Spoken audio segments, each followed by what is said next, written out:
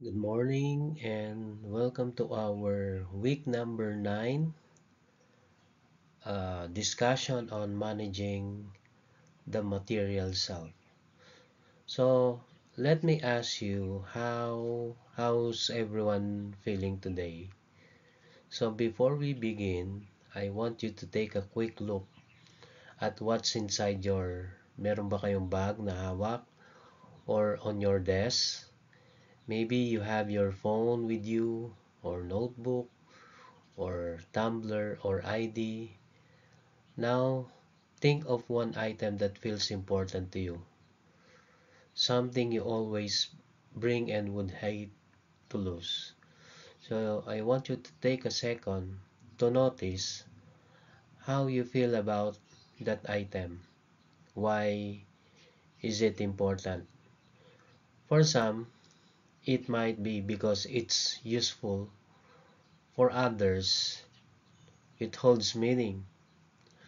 Or maybe a gift from someone special or something you work hard to buy. So now let's pause there.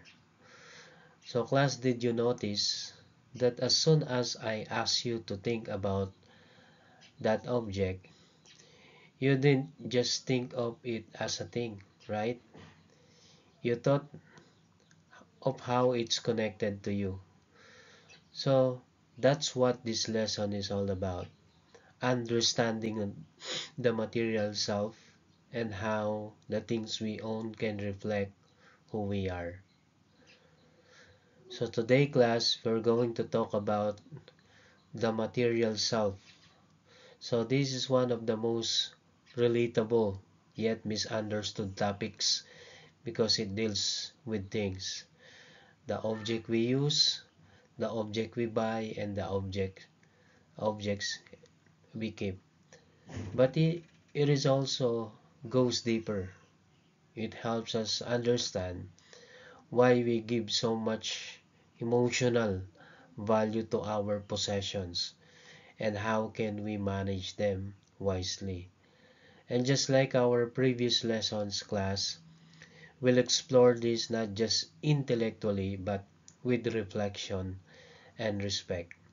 As students in a Christian academic environment, we're guided by values of stewardship, gratitude, and simplicity. And these values remind us that everything we have is a blessing, right? And our responsibility is not only to enjoy, but also to manage these blessings wisely. Tama ba? So, as we talk about this lesson, remember, we're not here to judge who has more or less. We're here to learn how to live meaningfully with what we have. So we have objectives of this topic in managing the material self. And by the end of this lesson, you should be able to, number one, explain the relationship between the self and material possessions. Number two, you should be able to analyze the role of consumer culture in shaping identity. And number three, you should be able to evaluate your personal attitude and behavior toward money and possessions. So those are the objectives of this topic. So I will give you an activity. Let's start with a fun thought experiment called This is Mine. So class, imagine you're in classroom and you leave your bag on your chair to go to the bathroom. So when you return, no one sat in your chair, right? Bakit? Because everyone understood that your bag means your space. Without even saying a word, your belongings represented you. At kung nakita yung bag mo na nandun sa upuan or kahit sa isang lugar na kung saan i-reserve mo yung upuan na yon, at makita nila na may bag, they said, someone owns this seat. So class, this shows that even without speaking, the things we own communicate something about us. They represent us, they carry our name, our personality, and even our presence. So now let me ask, how do you feel when someone touches or uses your things without asking permission? Okay lang ba sa inyo 'yon? 'Di ba?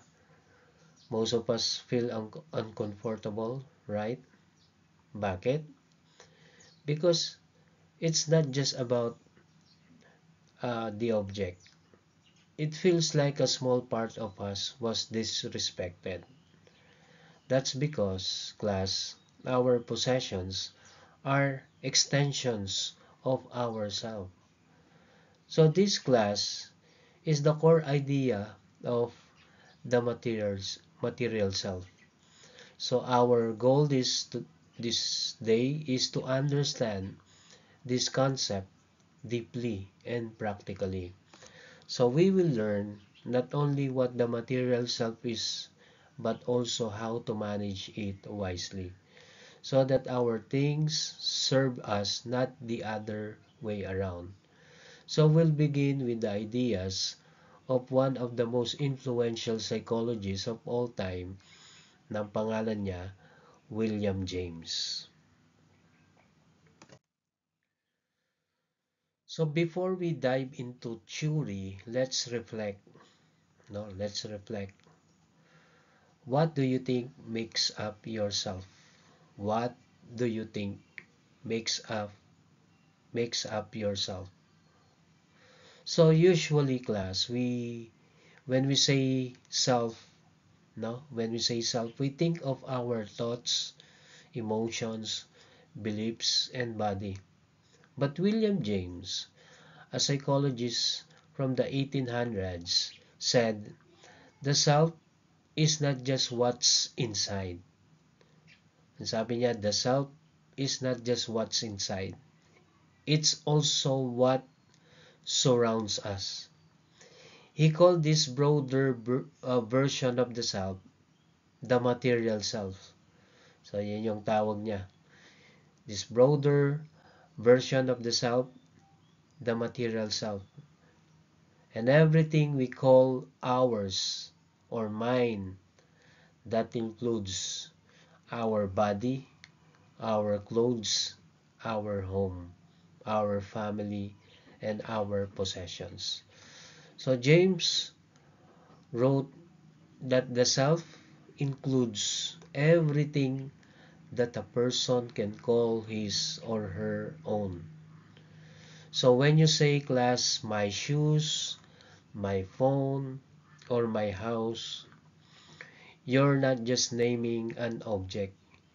You're claiming it as part of your identity. So that is the material self defined by William James.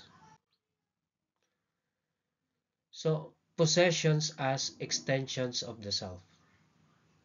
So William James believed that the things we own reflect our inner world. The things we own reflect our inner world. For example, no, a person who values organization might have neatly labeled notebooks. No, kapag organize din yung mga nakalagay sa notebooks mo. And someone who loves creativity, for example, might have colorful accessories or a messy but artistic room.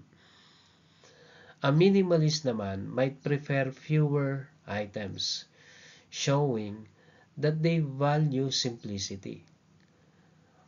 So class, objects in this sense act like mirrors. They show part of us that words sometimes cannot describe. Now, class, take a moment to look around you. Take a moment to look around you. So, nag-look around na ba kayo?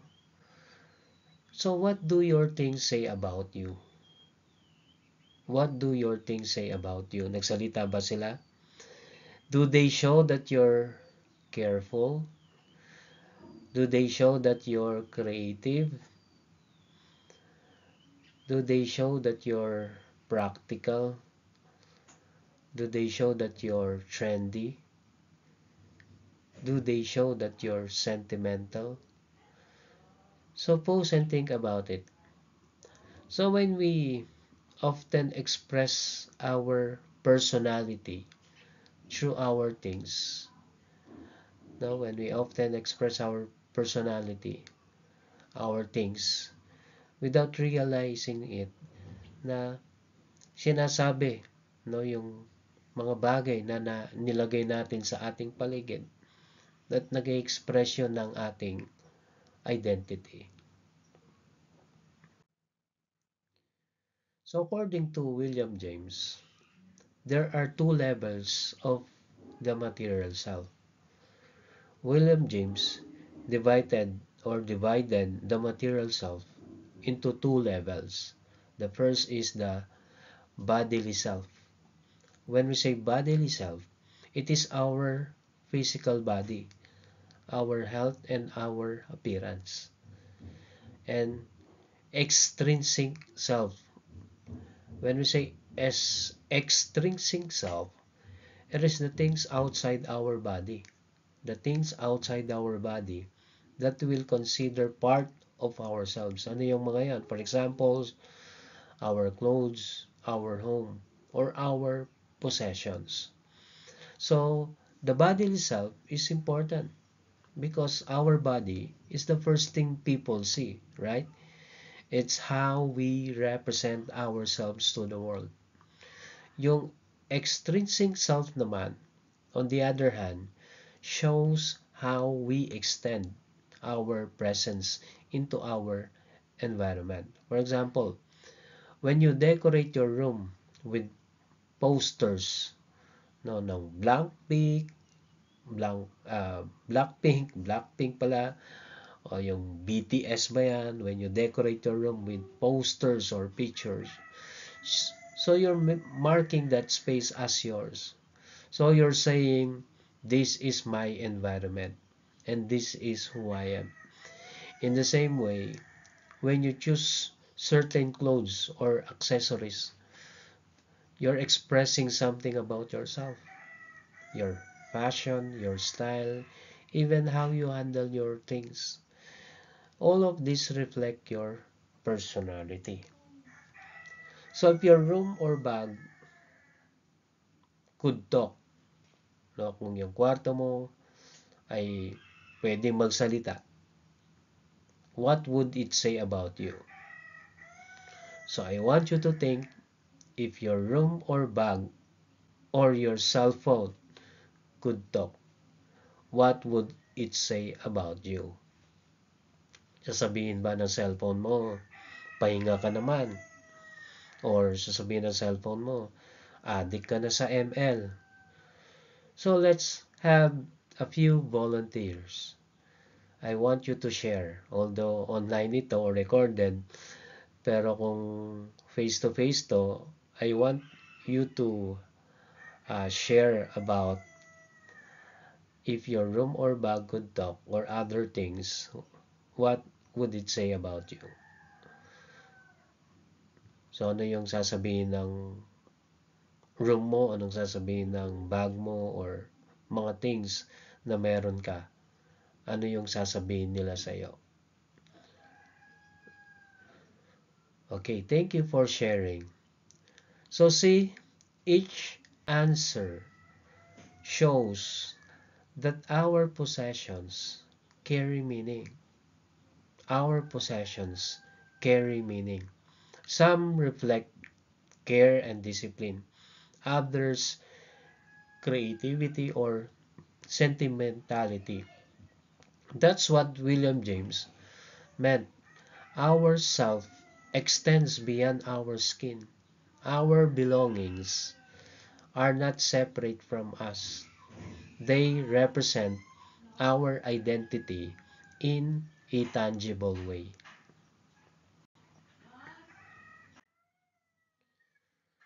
So James also said that our emotional attachment to things comes from investment. How much effort, time, or love we put into them. So let's illustrate this. So have you ever received a simple handmade gift from a friend? Meron na ba kayong natanggap? Like keychain or maliit na bagay na isang uh, ginawa ng friend mo at binigay. Maybe a bracelet or a letter. And found it more precious than an expensive gift. Diba? May mga ganon. That's because meaning doesn't come from the price, but from the connection. The same is true when you save money to buy something yourself. If you ever bought your own shoes or gadget using your allowance, you value it more than something you didn't work for. Tama? This is what psychologists call ownership attachment. Ownership attachment. We attach emotional value to what we work hard for. So, yun yung tinatawag na emotional connection to objects. So, let's bring closer to home. Many Filipino families have a tradition of keeping things for sentimental reasons. Tama? Diba? Ayaw mong bitawan yan because merong sentimental values. For example, no, some parents keep their children's baby shoes, baptismal clothes, or medals from grade school. O yung exam mo, no, nung bata ka, kinip yun ng mga parents mo. Bakit? Because those things carry memories, or we call it sentimental values.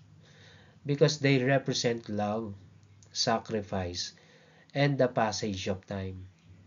They're reminders that life has been meaningful. So you see, material things can hold emotional and even spiritual weight. But we must also remember they're symbols, not the source of meaning itself. So I want you to reflect. Take a few seconds to think. Take a few seconds to think. So class, what is one object that holds deep meaning for you? Meron ba? What is one object that holds deep meaning for you? Na talagang ito napaka-importante sa iyo nito. At hindi mo ito basta-basta na lang iniiwan. Na pinoprotektahan mo ito, tinatago mo. What is one object that holds deep meaning for you? Meron ba? Kung meron, why? So yan ba ay, is it a gift? Is it a personal purchase na binili mo sa Shopee or Lazada? Or something that connects you to your family? Now, I want you to ask yourself, what would it mean to lose it? Kapag nawala yan, ano yung pakiramdam? What would it mean to lose it? Would you feel incomplete? Or would the memory remain even without that object? So that's a powerful question because it helps us see how possessions can touch our identity and emotions. So we've learned that material self is part of who we are and that possessions reflect our identity and emotions. But class, remember this. We are not our things. We are not our things. Objects can express who we are, but they do not define our entire world. So as we continue, we'll learn how later, like yung uh, insight ni John Paul Sartre mamaya. So magkakapi lang ako, ipopost ko ito. At yung isa is si Russell Belk. So I will explain the relationship with possessions using these two, no, two proponents, si Jean-Paul Sartre and Russell Bell. I'm going to explain based on their understanding about the material self or relationship with possessions and how they become extensions of the self. Before that, let's pause for reflection. So let's pause for reflection. So class, how do your belongings reflect who you are? How do your belongings reflect who you are? And another question, are there things you value for sentimental reasons rather than practical ones? So, minsan titingnan mo yung isang bagay, wala namang kwenta yan pero sa iba merong sentimental value, right? Are there things you value for sentimental reasons rather than practical ones? Another question, do your possessions help you become more responsible, or do they distract you from what truly matters? Do your possessions help you become more responsible, or do they distract you from what truly matters? So class, remember, the goal is not to reject material things, but to understand them wisely. So we must become masters of our possessions. Tayo yung master, not slaves to them. No? Tandaan nyo, we must become masters of our possessions, not slaves to them. O, pause ko muna, magkakape lang ako. So let us now understand William James, no? Understanding William James and the emotional connection to possessions.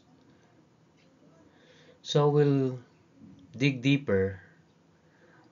Why do we love our things so much? Lalo na yung ating cellphone, di ba? Pag nakalimutan mo yan, babalikan mo pa yan. O kapag sabihin mo na wala, no? Talagang gagawa ka ng paraan. Kasi mahal na mahal mo yung cellphone mo. So why do we love our things so much? And what makes us feel incomplete when we lose them? And how can we keep a healthy relationship with the things we own? So let us now understand William James. So according to William James, the self has layers. So the three layers of the self. So James divided the self into three layers. The first is the material self. Everything tangible we can call mine. Everything tangible we can call mine. Sa akin yan. And that is your material self. Kapag yung sapatos mo, suot ng iba, sasabihin mo, akin yan. Ba't mo sinuot? So that is part of your material self. And another is the social self. Who we are in relationships. Who we are in relationships. And another is the spiritual self. Our inner core. Our beliefs and our conscience. So we are now focusing on the first one, the material self. But James wanted us to see that these layers are interconnected. So itong three layers na ito are interconnected. If one layer is neglected, the others feel it too. For example, now when your phone breaks, that is your material self. You might feel disconnected from friends, di ba? Wala ka ng pang-chat, wala ka ng pang-call, and it will affect your social self. Or frustrated and anxious, and that is your spiritual self. Yung iba, hindi na mag-church because they feel anxious. So class, can you think of a time when losing or breaking something affected your mood? Meron ba? I want you to think for a while, no, yung time when a time when losing or breaking something affected your mood. Meron ba? So that's a small but real example of how our material world connects to our emotions. Another, the second layer is the bodily self. James began with the bodily self because our body is our first possession. Our body is our first possession, our first home. It's through our body that we experience life, touch, taste, hear, and express emotions, right? So when you think about it, the phrase my hand, my eyes, or my hair already shows ownership. And our body isn't separate from ourself. It is part of ourself. And that's why when people insult our appearance, we often feel personally hurt. It's not vanity, it's because our body represents us. And when we take care of our health, eat well, and rest, we're showing respect to the self that God gave us. So our body is a gift, a tool for learning, working, and helping others. So respecting our body means being a good steward of that gift. That's where faith and self-management meet. Another is the extrinsic self. Ano naman tong extrinsic self? Beyond the body, James said, we have the extrinsic self. Everything we own outside our body that still feels like part of us. This can be our clothes, our gadgets, books, and even people or pets we care for. Example, no? When someone damages your notebook, it feels personal, right? Or when someone praises your outfit, you feel appreciated, right? Because those things represent you. So let's visualize this.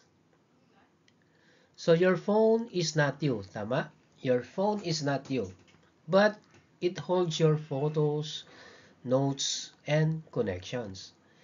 If someone scrolls through it without permission, it feels invasive, di ba? So you feel violated, not because they touched a gadget, but because they entered a part of your personal space. And that is your material self. Okay. Objects as mirrors of identity. So William James observed that people naturally extend their identity into their possessions. That is natural. That's why we personalize our things. For example, no, students, they cover their notebooks with doodles or stickers. Workers arrange their desks with favorite items. Yung mga parents naman, they decorate homes with family pictures.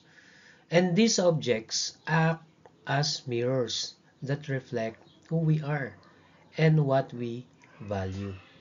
If your desk or locker, for example, no, nagsasalita yung locker mo or yung desk mo, if your desk could or locker could talk, what story would it tell about you? What story would it tell about you? Kung nagsasalita yung locker mo.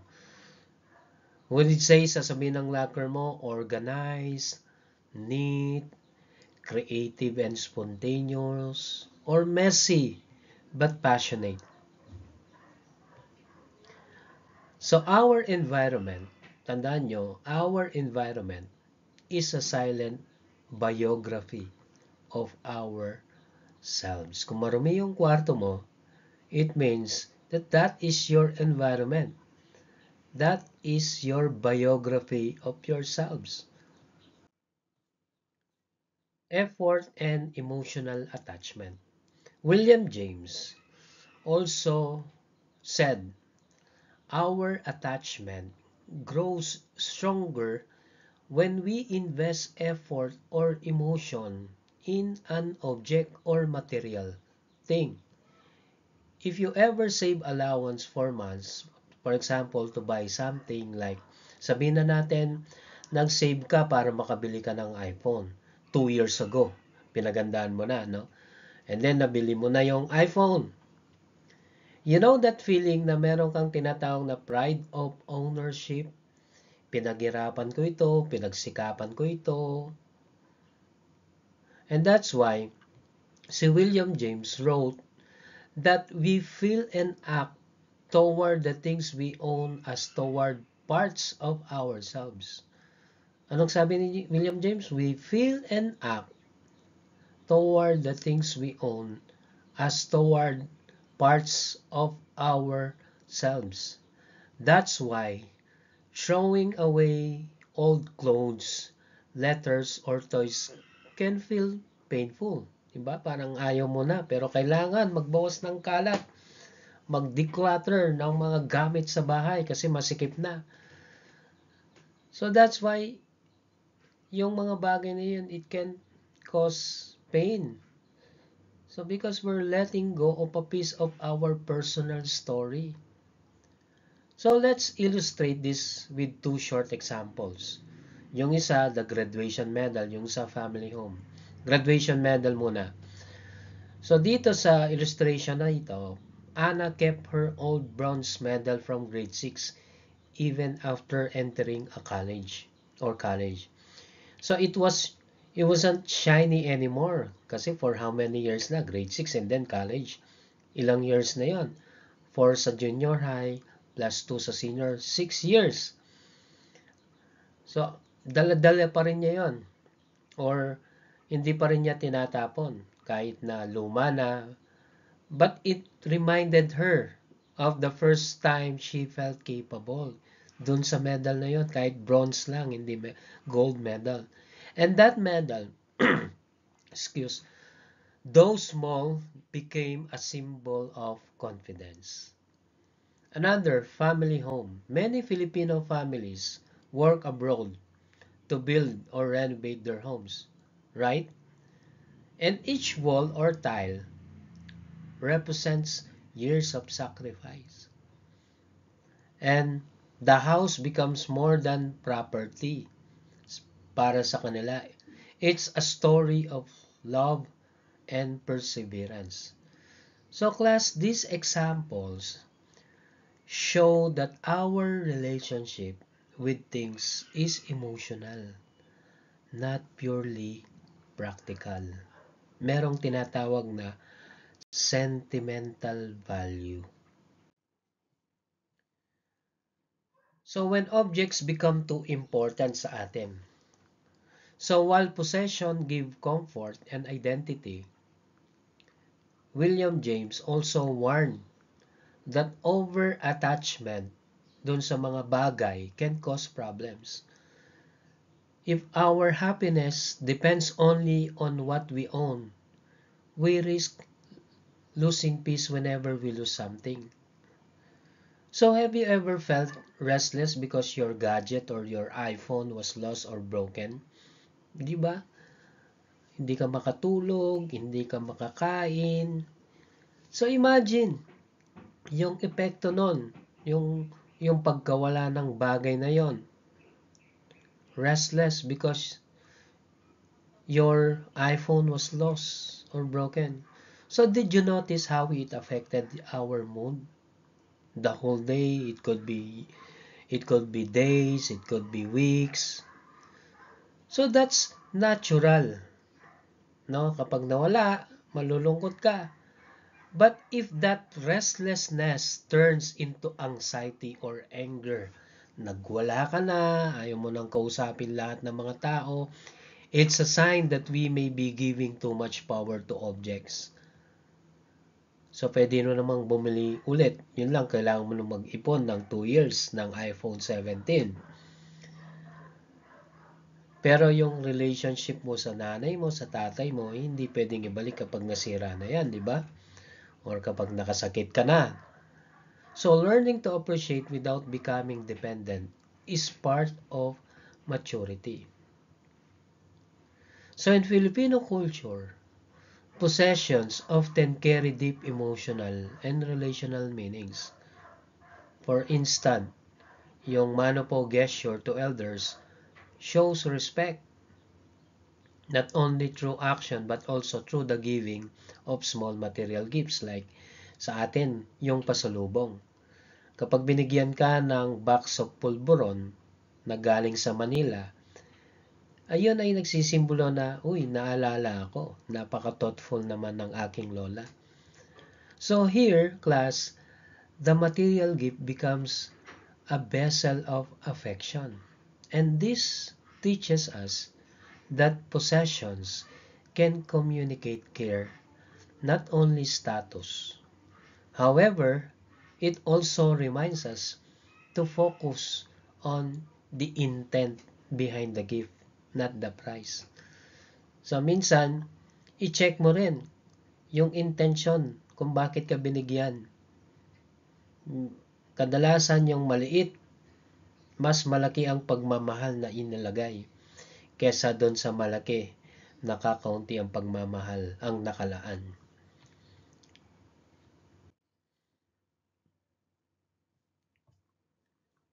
Next, minimalism and mindful ownership. In recent years, many young people have embraced minimalism, owning fewer things but giving more meaning to each one. And this movement responds to the stress of material excess. Ang sasabihin ng minimalist might say, I'd rather have 5 clothes I really love than 20 I don't use. So, class, would you consider yourself a collector or a minimalist? Ako, sir, minimalist kasi 10 lang yung damit ko kasi walang pambili, no? No choice, baka. Pero yung mga iba talagang collector, no? For example, ako, collector ako ng Nike shoes. Kapag may mga 50% off, talagang bibili ako, no? 3, 4, kasi yung presyo ng isa ay kapag sale ay makakabili ka ng 4, no? Collector. So, would you consider yourself a collector, a minimalist, or somewhere in between? Nasa gitna lang, sir. Meron ba sa inyo? So, whatever your answer, the key is mindfulness. Mindfulness. What is mindfulness in material things? Being aware of why you keep what you keep. Being aware of why you keep what you keep. Mindful ownership frees you from clutter and anxiety. So, bakit ko bibili nito? Kasi kailangan ko. So, that is mindful ownership, free from your clutter and anxiety, allowing you to appreciate what truly matters or what truly important. In society, possessions also communicate status, tama? For example, meron kang iPhone 17 or expensive brands or trendy gadgets. Often, pag meron kang ganyan, it symbolizes success. Right? So, there's nothing wrong with liking quality, like yung mga mamahaling mga gamit. But problems arise when social approval becomes your goal. No, papasikat ka sa social media, papakita mo yung bagong iPhone 17 mo, ang pagpipicture mo, Oppo. Diba? Dapat ang picturean mo yung Oppo at pakita mo yung quality ng camera ng iPhone 17. So, kasi Yun yung problema, no? Ang hinahanap ng karamihan, yung social approval. And that's become their goal. For example, if you buy something mainly to impress others, it may give momentary pride, but lasting emptiness. Kasi kung iPhone 17, next meron namang iPhone 18, tapos 19, 20. Ako nga merong iPhone 13 Pro Max. Pero ngayon, parang wala na siyang value. Okay lang kung mawala, pero wag naman sana. So as a psychologist Chan in 2019 noted, the more people seek validation through possessions, the more fragile their self-esteem becomes.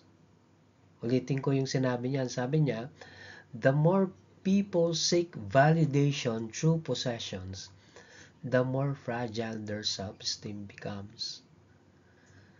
So anong gagawin natin? Gratitude and humility. Gratitude and humility balance ambition.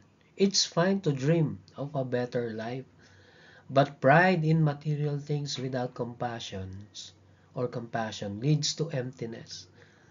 A grateful heart finds joy in both simplicity and abundance. So I want you to make or reflect on this activity, things that tell my story. So you have 2 minutes to list 3 material things or objects that best tell your life story. And for each, no, for each, write a short sentence explaining its meaning. Example, no, yung nakalagay diyan, rosary. So pwede mong lagay, reminds me of hope during difficult times. Or another example, old notebook. Ano yung sentence na nagbibigay ng explanation about the best life of, or story about yourself? Contains my early poetry. Yung shoes naman, no, meron kang Jordan na shoes. My first purchase using my own savings. Nag-save ako sa allowance ko. Which of these could you still remember even if you lose the object itself? So for 2 minutes, list 3 material things or objects that best tell your life story. 2 minutes.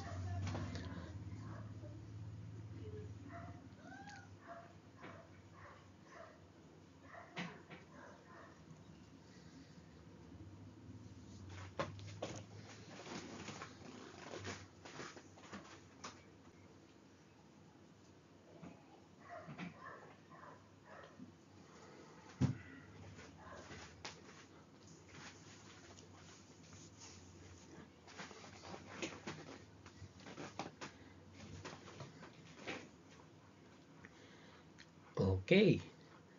So 30 seconds na lang. Baka yung iba ay nakahiga lang, no, habang pinapanood ito. So magsulat kayo para meron kayong sasubmit kay Ma'am Marjorie.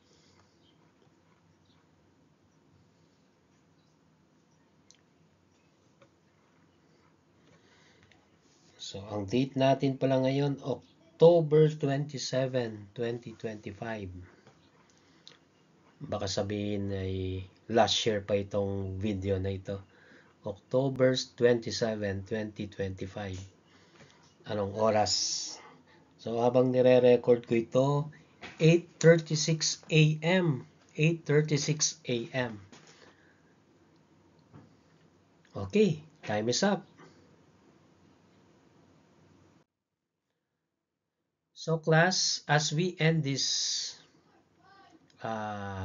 part ng ating material self, I want to leave you with this reflection. Tandaan nyo, pero hindi pa tapos yung lesson na, yung part lang na ito. Everything we own today is temporary. Do you agree on that? Everything we own today is temporary. walang mga bagay na eternal. Ang pagmamahal ng Diyos ang eternal. Pero yung mga bagay like iPhone 17, yung mga iPad, mga clothes, everything we own today is temporary. Masisira yan. Pati yung relationship nyo sa boyfriend o girlfriend nyo ngayon, wala namang forever, no? Temporary lang yan. Baka kapag nagtrabaho kayo, ay meron pa kayong tinatawag na tinadhana, no? Joke lang. Baka na magalit yung boyfriend o girlfriend nyo, no? Magkasama kayo sa klase na ito. So, everything we own today is temporary. Someday, we'll outgrow, give away, or pass on these things. And what lasts is the meaning we attach to them. The love, sacrifice, and gratitude they represent.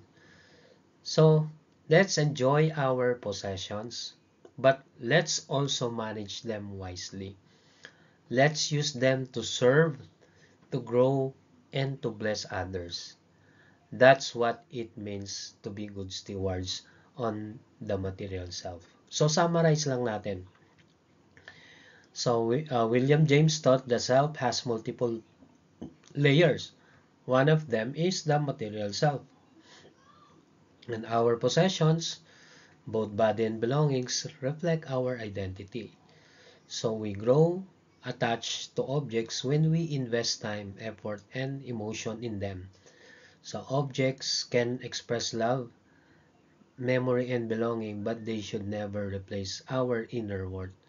So maturity means enjoying what we have while staying ready to love when needed.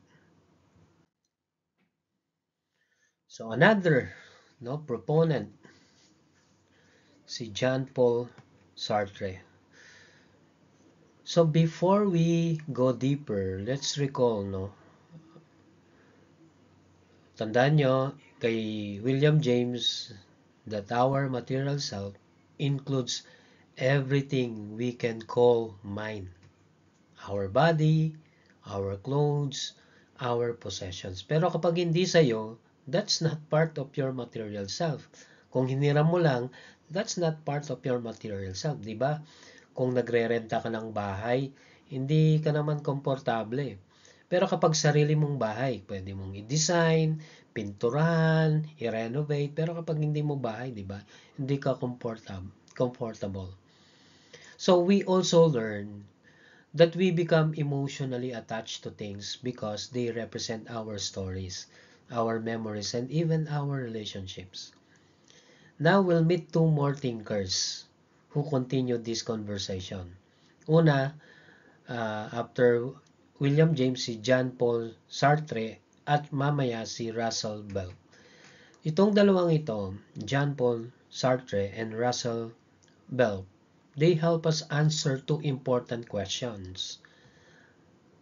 Una, why do we connect so deeply with our belongings? Pangalawa, how can we live responsibly in a world that tells us to always want more? Si Jean-Paul Sartre, so yung ginawa niya, creating meaning through ownership. Jean-Paul Sartre, a French philosopher in 1943, believed that when we own or create something, no, he believed that when we own or create something, we put part of ourselves into it. He said, we make our world meaningful through our acts of creation and possession.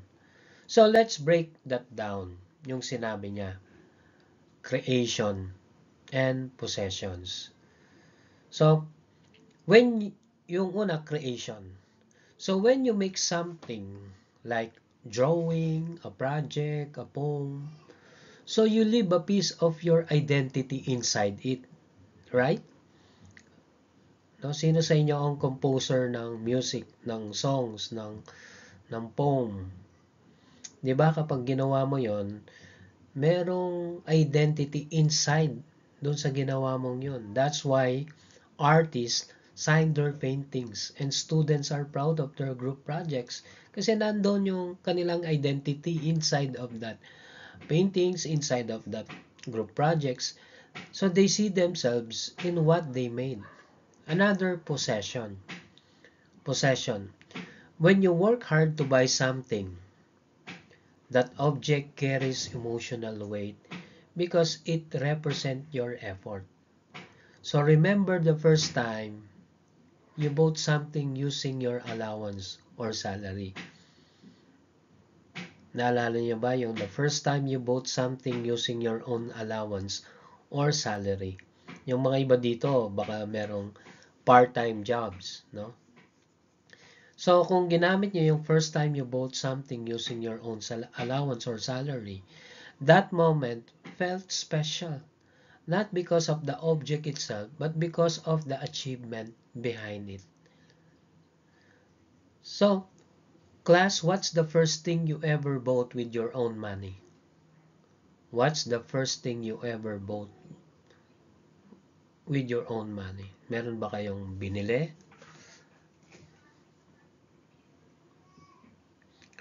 So whether it's book ba yan, shoes, or even food for your family, that purchase felt different.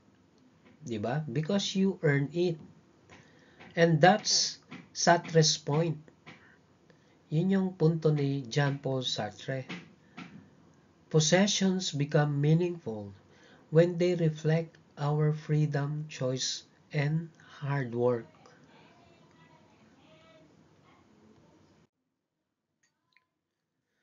So, creation versus consumption.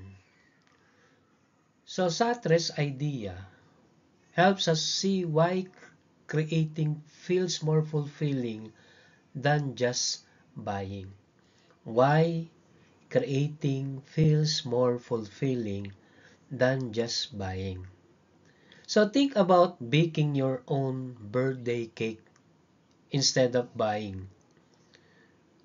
Ano kaya yung mas masaya? Or designing your own gift card instead of printing one. The result might not be perfect, but it feels more yours. It feels more yours. Gawa ko yan. Luto ko yan. Ipinagmamalaki mo.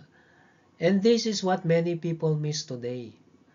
Modern life makes it easy to buy everything.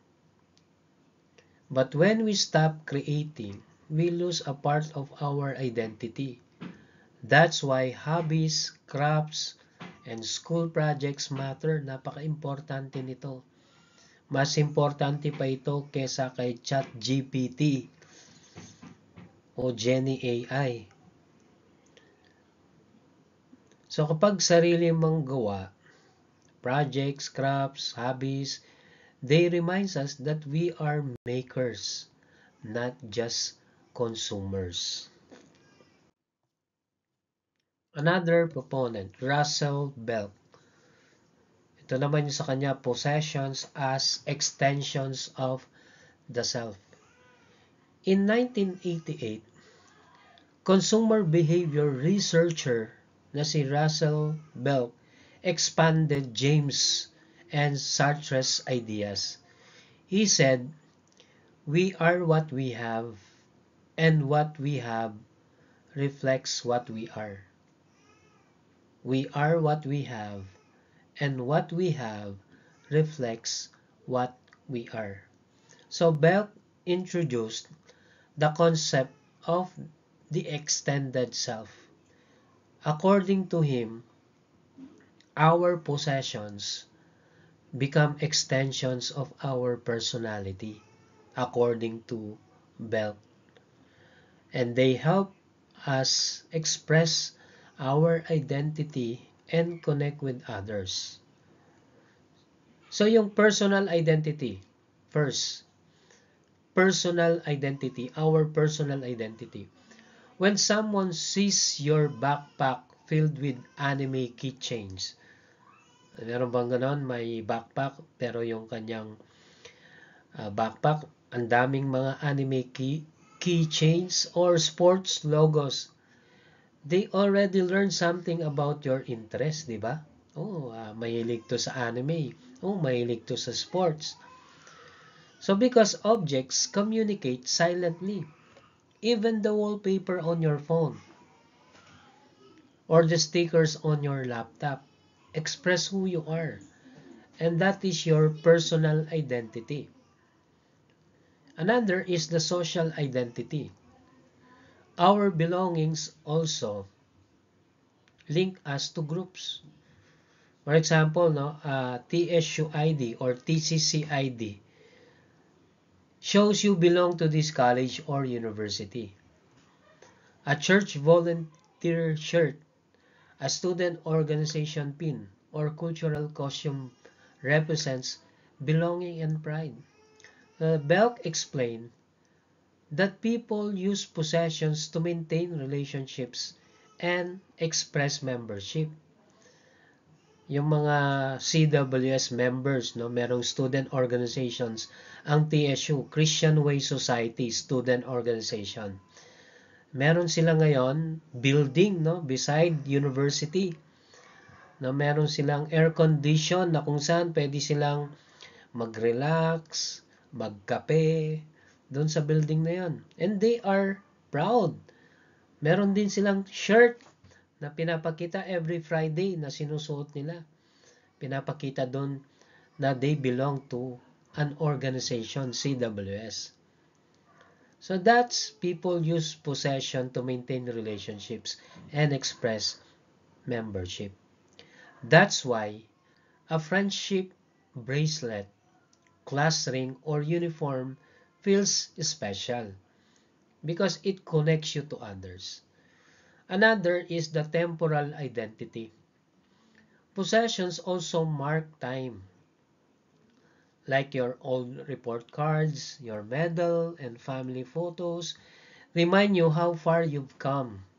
And each object tells a part of our life story. So if you had to place 5 items inside a time capsule, alam niyo yung time capsule, ilalagay mo doon and then ibabaon mo or ilalagay mo sa lupa, and then pagkalipas ng 30 years or 40 years, bubuksan yon. Yan yung time capsule. Kung meron kang time capsule at ibabaon mo yon, kailangan mong maglagay ng 5 items. Ano yung mga ilalagay mo? Siyempre, hindi mo naman lalagay yung iPhone 17 mo doon. After 40 years, wala nang value. Pero meron siguro yung tinatawag natin sentimental value. So that tells our story. No? So kapag nilagay mo yung time capsule, yung mga bagay doon sa time capsule na yon, that tells your story. Ano yung mga bagay na ilalagay nyo? O sige nga. So that small activity shows how the things we keep help us remember our past and imagine our future. So class, objects are not only tools, they are anchors of our memory and identity. So, tapos na ito. Next ko na. So, Filipino examples of extended self. Let's apply Belk's idea on Filipino setup or Filipino life. The barong or Filipiniana. So when worn during formal events, diba? These clothes remind us of our cultural roots and national pride as a Filipino, right? Family photos. Almost every Filipino home has a wall filled with framed pictures. It's visual history of love and belonging. Motorcycle or tricycle. For many families, it's not just a transportation, but a symbol of sacrifice, livelihood, and freedom. Diba? Kapag may motor ka, hinuhulugan yan, pinaghirapan yan. So it's a symbol of sacrifice. Yung balikbayan box naman, no, kapag may balikbayan box, yung father, mother niya nasa ibang bansa. For OFWs, yung box represents love expressed through material form. Ito yung modern extended self that connects family across oceans. All this show that our possessions are not part mere objects. They are symbols of relationships, memory, and culture. So when possessions take control, ito yung masama. Belk also warned, kagaya ni William James, also warned us that possession can easily shift from tools to masters. Diba tools lang yung possession? Pero what if kung sila yung maging master natin? When people begin defining their worth by what they own, they enter the trap of materialism. Materialism happens when we say, I am valuable because I have this. Meron akong kotse, bago, 2025, BYD, charge lang. So, materialism happens when we say, I am valuable because I have this. But what happens when we lose it? Our confidence collapses because it was built on fragile ground. What's the difference between owning things and being owned by things? What's the difference between owning things and being owned by things? No, kapag owning things, ibig sabihin you are the master.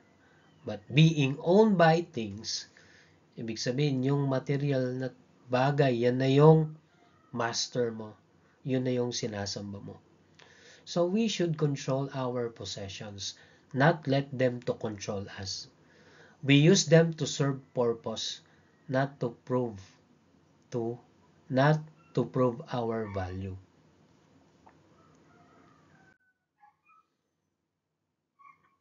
So another, si Lori Harson. Ito bago lang, no, contemporary.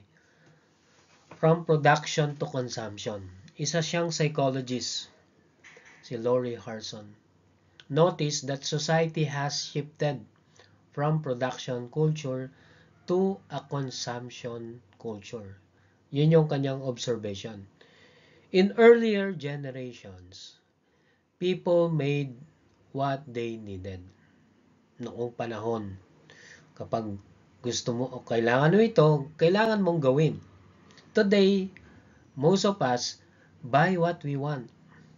That shift changed our sense of self. We now measure happiness by how much we can purchase instead of how much we can create or contribute. For example, nung unang panahon, our grandparents used to repair clothes. Di ba? Merong silang sinulid, karayom. They reuse bottles. Kaya kung bubuksan mo yung ref mo, akala mo may ice cream. Pagbukas mo, tilapia or galunggong pa lang nakalagay doon. Di ba? They reuse yung bottles, yung mga yung mga ice cream boxes, no, and they cook meals from scratch. Now, panahon natin ngayon, fast fashion. Nandiyan na yung fast food, instant coffee, instant noodles. Meron na ngayon na food delivery, Foodpanda, Grab, no, na-dominate na yung ating buhay ng mga makabagong fashion. At ngayon, no, yung convenience is high. Napaka-convenient kung sa McDo ka na lang kumain, mabilis, kaysa magluto ka pa. But personal satisfaction is low. And according kay Harson, explain that creating things with our own hands like planting, sewing, painting, builds a stronger connection between the self and the world. Consumption without creation can make us feel empty, always chasing the next item to fill a void. And that's the problem of consumption instead of production. So consumerism and Filipino youth, yung mga kabataan ngayon, kagaya nating mga kabataan, no? In the Philippines, advertisements are everywhere. Sa TikTok, right? Kapag pupunta ka ng Manila, sa Pampanga, may mga billboards. Sa mga buses, merong mga advertisements. And even inside mobile games. So ano yung ibig sabihin? Bakit may mga advertisement sa mga bagay na ito? They tell us that happiness equals owning the latest phone, sneakers, or beauty products. Di ba pinapakita si Piolo Pascual, naglalaba using yung sabon, pero di naman siya naglalaba, di ba? So kapag ginamit mo ito, puputi yung damit mo, pero hindi naman totoo, di ba? Kailangan mo lagyan ng Clorox, kailangan mong ibabad ng suka para pumuti. So ano yung ibig sabihin? They tells us that happiness equals owning the latest phone, sneakers, or beauty products. But have you noticed that joy fades quickly after buying? Noong una, excited ka, iPhone 17, hindi ka pa makatulog hanggang alas 12, alauna. Pero habang tumatagal, no, nawawala na yung joy. That's called the hedonic treadmill. Hedonic treadmill. Ano yung ibig sabihin? The more we buy to feel happy, the faster that happiness wears off. So kapag ikaw ay palaging naghihintay sa mga makabago like iPhone 17, yung mga bago, excited ka, pipila ka ng matagal. Ako, hihintayin ko na lang magmura eh. Kesa pumila ako, hintayin ko na. Pero kapag ganito yung mindset mo, no? Lagi gusto mo ikaw ang mauna. Maliban na lang kung ikaw ay vlogger, 'di ba? Kumikita ka doon kapag i-review mo yung isang bagong iPhone 17 for example. Pero kung hindi ka naman vlogger, gusto mo palagi kang mauna, sana mauna ako sa TCC magkaroon ng iPhone 17. Eh di mauna ka. So ang tawag doon, hedonic treadmill, na the more we buy to feel happy, the faster that happiness wears off. Soon we want something new again. Have you ever bought something impulsively and later regret it? Ako, may mga ganong instances, no? Nagsisi ako, ba't ko pa binili ito? Impulsive buying, no? It happens to all of us. But every purchase teaches us about our values. If we buy to impress, we end up stressed. If we buy for purpose, we feel satisfied. Kaya mas masarap yung magregalo kaysa makatanggap ng regalo. Masarap makatanggap ng regalo, pero mas exciting yung ikaw yung maghahanap ng regalo kasi meron kang pagbibigyan. 'Di ba? Tama ba ako? So mindful consumerism. Mindful consumerism means being aware of what, why, and how we buy. Before purchasing, we can ask 3 simple questions. Ano yung tatlong yon? Do I need it? Kailangan ko ba? Do I love it? Will it last? If the answer to all 3 is yes, it's good to buy. If not, think twice. So there are practical examples, no, in mindful consumerism. Una, reusing. Reusing containers instead of buying new ones. Another is supporting local products rather than imported luxury brands. Another is buying quality school shoes that last instead of trendy ones that tear easily. O nga no, mas mahal yung matibay, mas mura yung hindi matibay. So dun ka na sa mas mahal pero matibay. Another is mindful ownership. Builds both discipline and gratitude. So possessions, status, and self-worth. So advertisements often equate luxury with success. Tama yung binanggit ko kanina. Kapag may ganito ka, successful. But true success is measured not by what you own, but by who you become. In a Christian educational environment, sa TCC, we teach students that wealth is not evil. Ano yung evil? Greed. Yung pagkagahaman. Money is neutral. It becomes meaningful when used for good. When possessions are guided by gratitude and generosity, they strengthen community. When they are guided by envy and comparison, they destroy peace.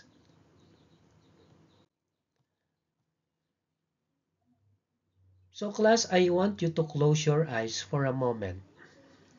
O sige, pikit niyo yung mga mata niyo.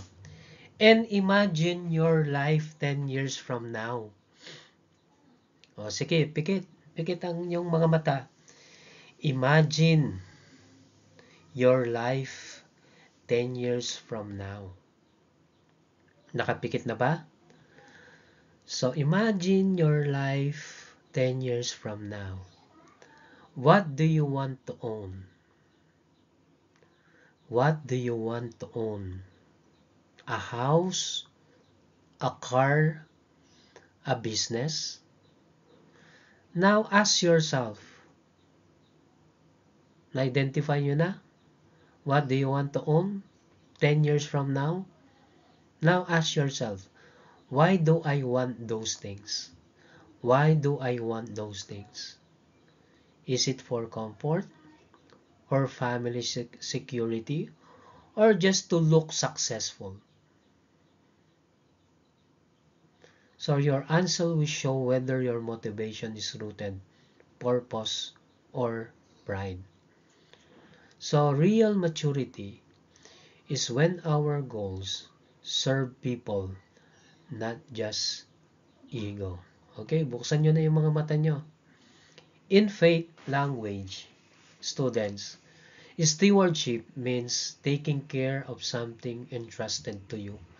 So yung mga bagay, pera natin, yan ay pinahiram lang ng Diyos na kailangan nating ingatan. Ang tawag doon, stewardship. Stewardship means taking care of something entrusted to you. Ano yung mga bagay na yun? Your life, your possessions. Everything we own, time, talent, and treasure is borrowed for a season. We are caretakers, not absolute owners. So when we understand that truth, possessions stop becoming our idols and start becoming instruments. Our phone becomes a tool to connect, not to compare. Our clothes become expressions of dignity, not vanity. Our money becomes a way to bless, not to boast. That's what managing the material self really means. Learning to live with things without letting things live through us.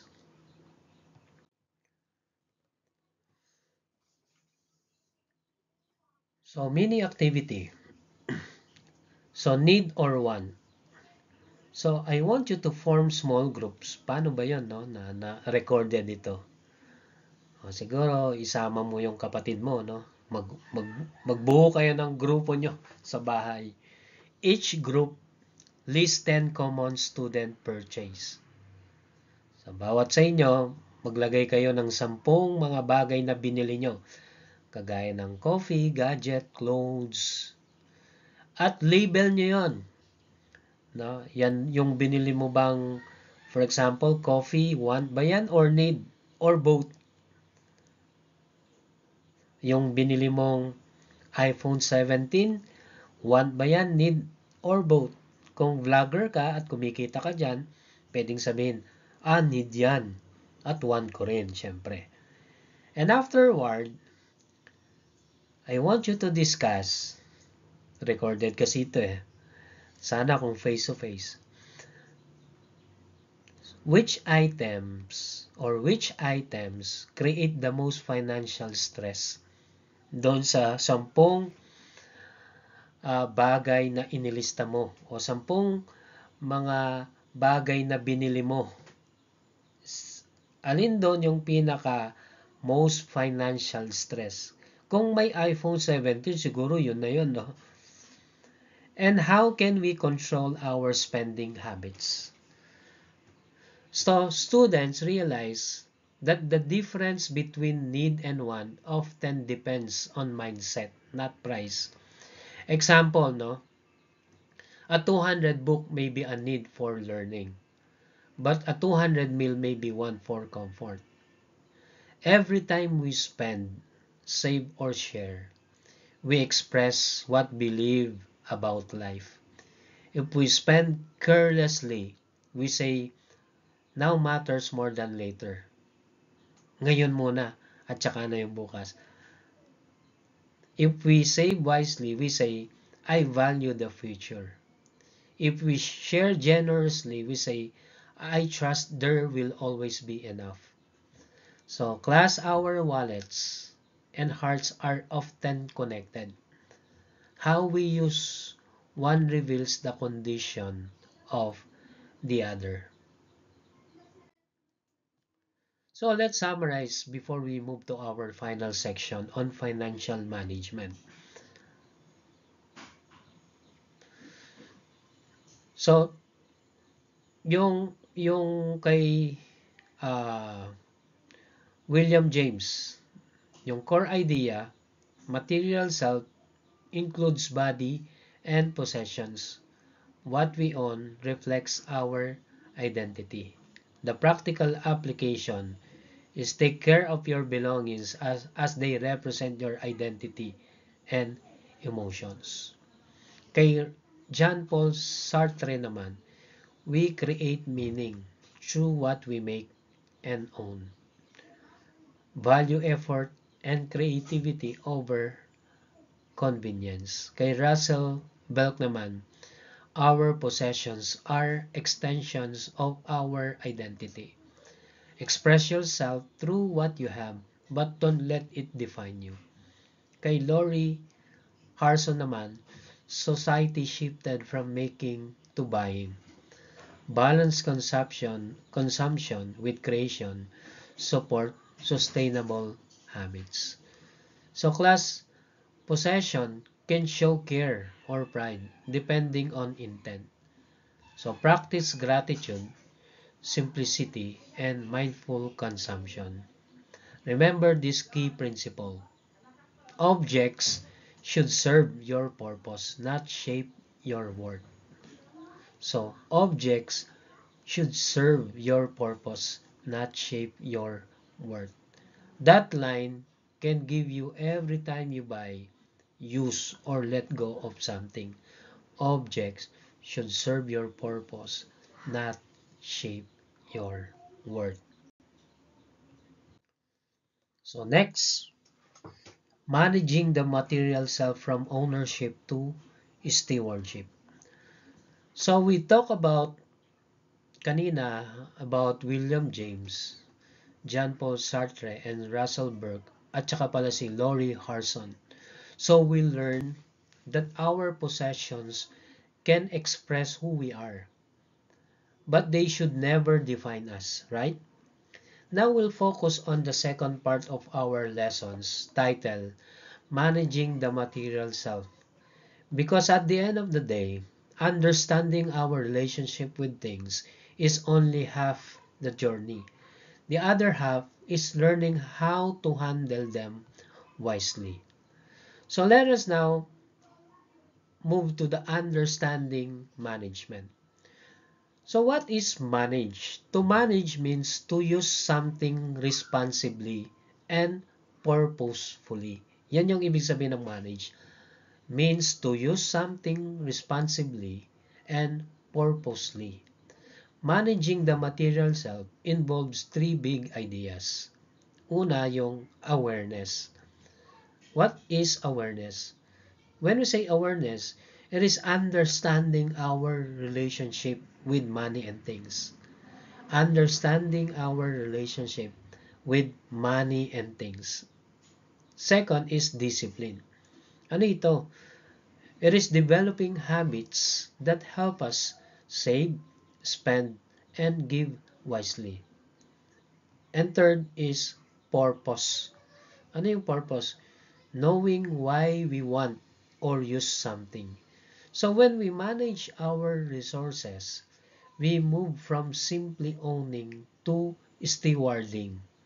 A steward takes care of what's entrusted to them, not wastefully, but wisely. So money as a mirror of the self. 'Di ba may nagsasabi, mukha kang pera. So magsalamin ka ngayon. Is it money as a mirror of the self? So let's be honest. Talking about money is uncomfortable sometimes, right? But how we handle money often reveals our mindset and values. If you want to know what matters most to a person, look at two things: how they spend their time and how they spend their money. The wallet, in a way, is a mirror of the heart. If you always spend impulsively, it may show impatience or insecurity. If you save and give, it shows foresight and gratitude. So money itself is not evil. It's neutral. Depende sa tao. It takes the character of the one who holds it. And that's why it's important to shape our financial behavior around wisdom, not emotion. So there are 8 principles of managing the material self. So let's explore these 8 simple but powerful principles you can live by. And each principle includes a short explanation, Filipino context, and reflection. The first is keep perspective in check. Money is a tool, not the goal. Having money can give comfort, but it can never buy inner peace, right? In Filipino culture, we often hear, ang pera madaling kitain pero mahirap hanapin ang kapayapaan ng isip. Do you agree on that? So this reminds us that joy comes not from owning, but from being content. So I want you to ask yourself, do I own money or does money own me? So when you can answer that with peace, you are free. When you can answer that with peace, you are free. Do I own money or does money own me? Another is money or have money doesn't just pretend. In the age of social media, it's easy to look rich without being stable. Di ba? Meron tayong tinatawag na flex culture online. People showing designer brands, new gadgets, or luxury trips, no? iPhone 17, hindi pa pala fully paid, no? But sometimes, these are financed by loans or credit cards, not by real savings. There's nothing wrong with enjoying nice things, but pretending leads to debt and stress. As the say goings, the goal is not to look rich, but to be financially responsible. Who here has ever bought something just because nakakaya kung wala ako nun? Baka pagtawanan ako. Naka iPhone 17 lahat ng classmates ko. Ako Ano yun, Samsung S24 lang. O kaya yung ano yung natutupi, Flip ba yun? So we've all done it. But we can learn to resist social pressure and focus on real priorities. Have goals and take your time. Financial goals give direction. Without goals, money disappears without purpose, right? So let's categorize them. Meron tayong tinatawag na short-term goals. Short-term goals, saving for a school project, a new pair of shoes, or personal gadget. Yung mga short time or short-term goals. And then, medium-term goals. Ito yung mga tuition fees, small business or travel. At meron tayong long-term goals. Ano yun? Long-term goals, yung education, family support, or home investment. And each goal teaches patience and planning. So when you save little by little, you're not just storing money, you're building character. So I want you to ask, what's one thing I can start saving for this month? O baka malapit na yung field trip nyo, nagsisave na kayo. Short-term goal. So I want you to write it down and make plan. What's one thing I can start saving for this month? So naka 1 hour and 26 minutes na tayo. And number 4, budget wisely. Budgeting is not restriction. It's plan for freedom. It allows you to say yes to what truly matters. 'Di ba yung tinatawag nating kuripot, pero hindi pala kuripot, thrifty. Oh, marunong mag-budget. So, it allows to say yes to what truly matters. So, meron tayong principle, no, na budgeting. Yung 50-25-25 rule is a simple formula. 50% for savings and necessities like food, transportation, bills. 25% for personal use like clothes, hobbies, and leisure. 25% for utilities or emergency funds. At yung mga iba, no, babawasan nila yung 50 at saka yung 25-25 kasi merong silang paglalaanan. Ito yung 10%. Ito yung kanilang giving, no, sa Diyos, sa ating Panginoon. Some people add 10% for giving as a practice of gratitude and faith. This balance helps you meet needs, enjoy wants, and prepare for future. So I want you to ask, what's harder, saving or controlling impulse buying?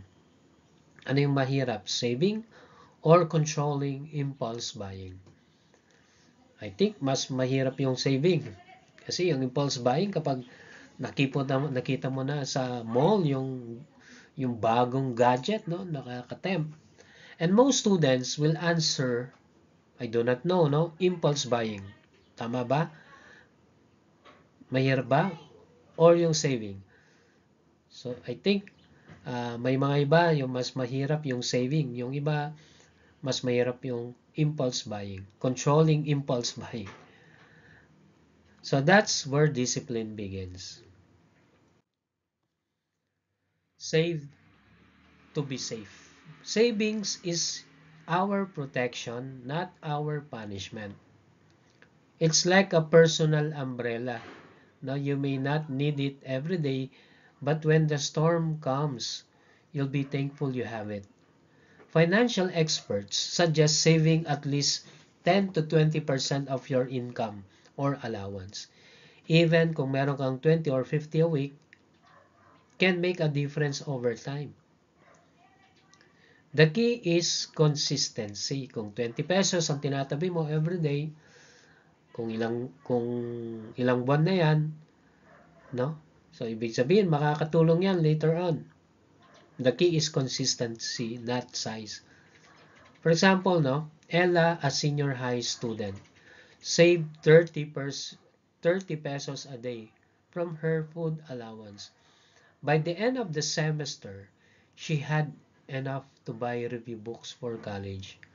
Her secret, ano yung secret niya? I saved not because I had extra, but because I had a goal.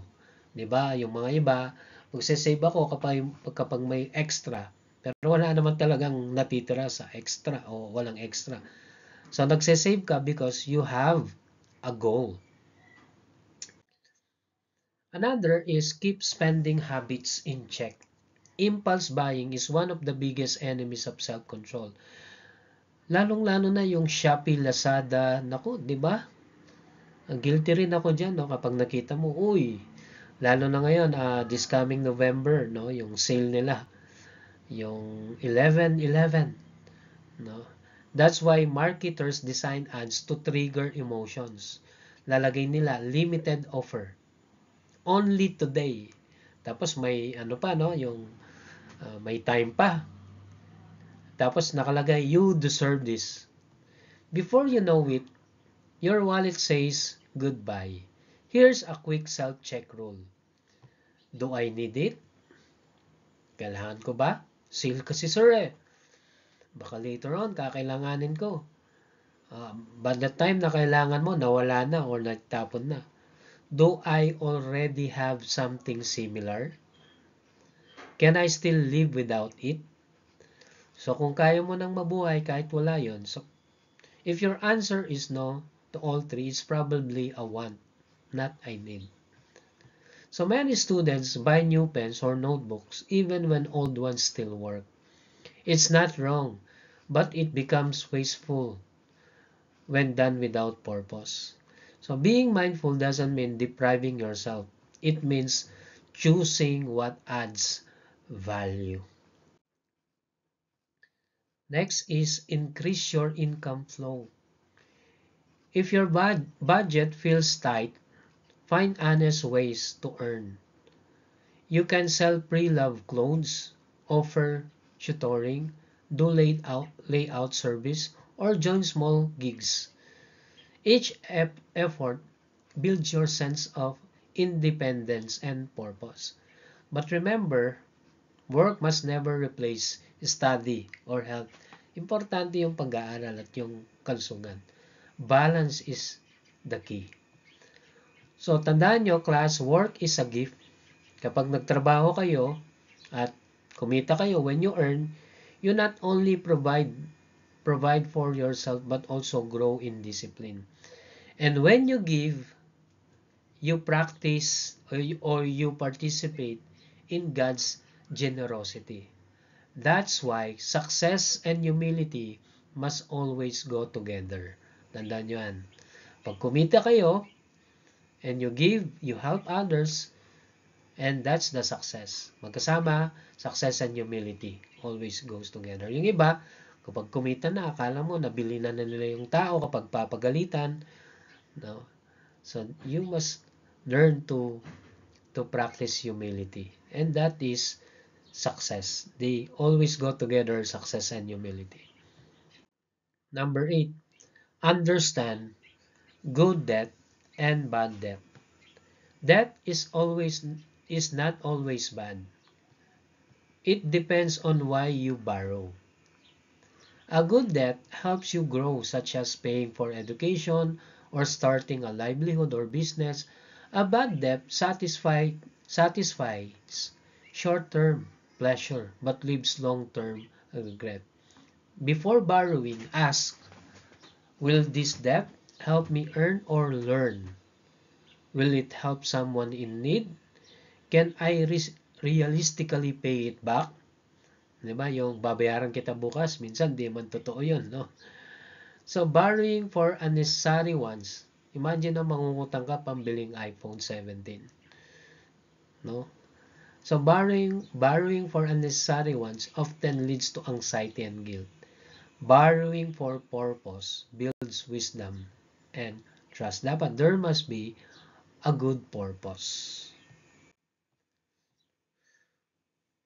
So, what does financial freedom look like for me? So, I want you to close your eyes. Sige, pero huwag kayo matutulog. Close your eyes and imagine a future where you handle money wisely. I want you to close your eyes and imagine a future where you handle money wisely.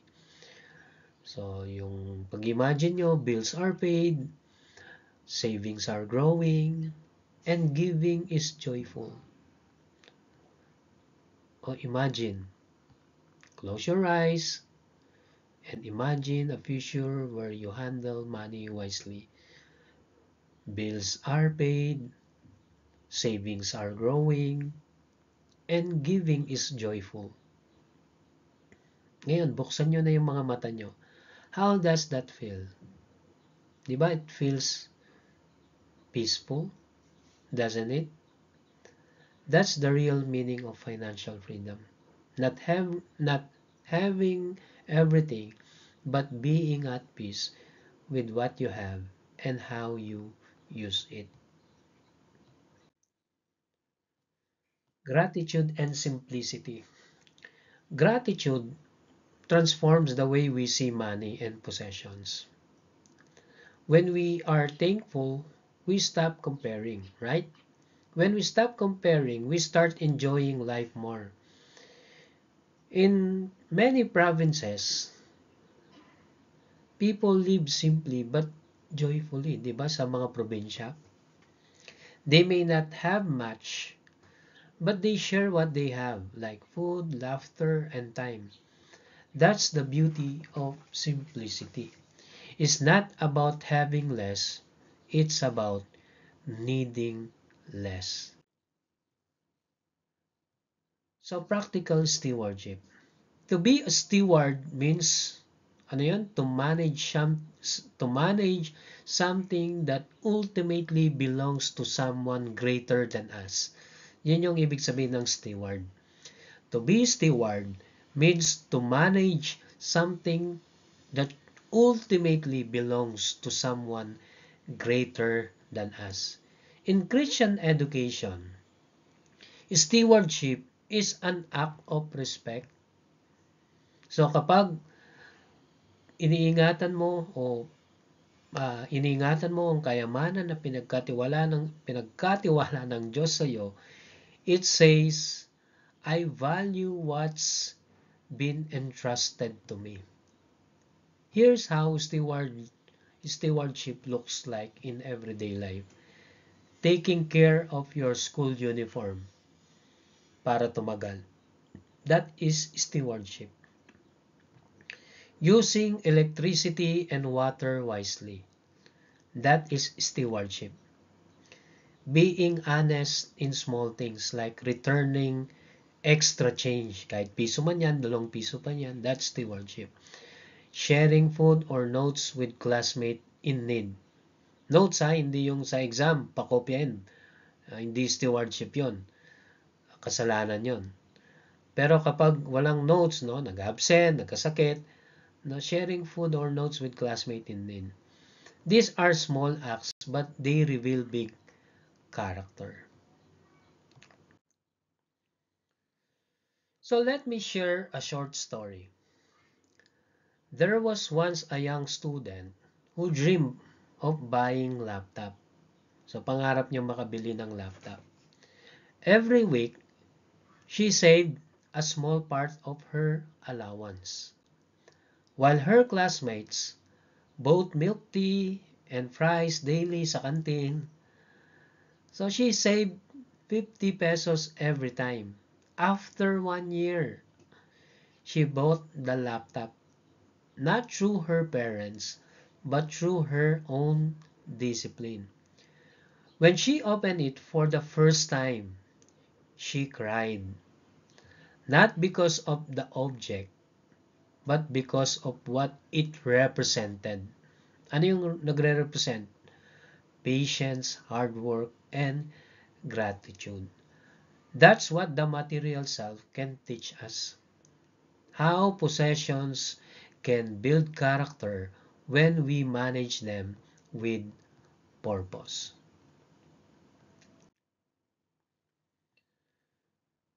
So, activity.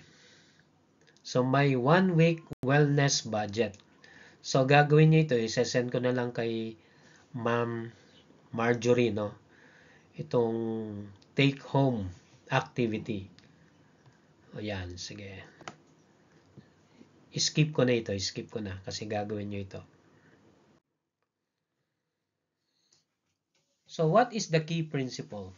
Our possessions should serve our purpose, not shape our worth. Tandaan natin, our possessions should serve our purpose, not shape our worth. So the key principle, objects serve purpose. Objects should serve your purpose, not shape your worth. So everything we own, big or small, is temporary.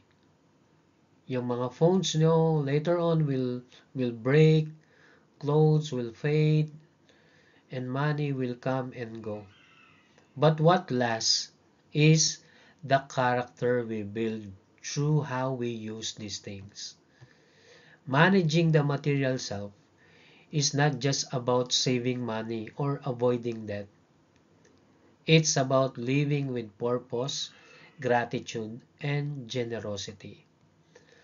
True wealth is not measured by how much you have, but by how much you can live without and still be joyful. Kahit wala ang mga bagay na yan, you can still be joyful at mabubuhay ka. And that's the true wealth, the true measure of wealth. How much you can live without and still be joyful. So for our final reflection, class, before we end, I want you to take a deep breath. O, take a deep breath. See to it, nag-toothbrush kayo Baka naman take a deep breath kayo yung katabi mo naka-close na yung ilong niya, no? So think about your room, your bag, your wallet. May laman ba yung wallet nyo? So I want you to ask these 3 questions. Okay na ba? Which of these things do I really value? Think about your room, your bag, your wallet. I want you to think or which of these things do I really value? Wallet, room, or bag? Why? So am I using my possessions for good purposes? How can I live more simply yet more meaningfully? So remember this. You are worth more than anything you own. Yung wallet, yung room, yung bag, you are worth more than anything you own. And when you learn to manage your material self, you become free to serve, to give, and to live with peace. Okay, next. Tapos na tayo dito. Nagdoble.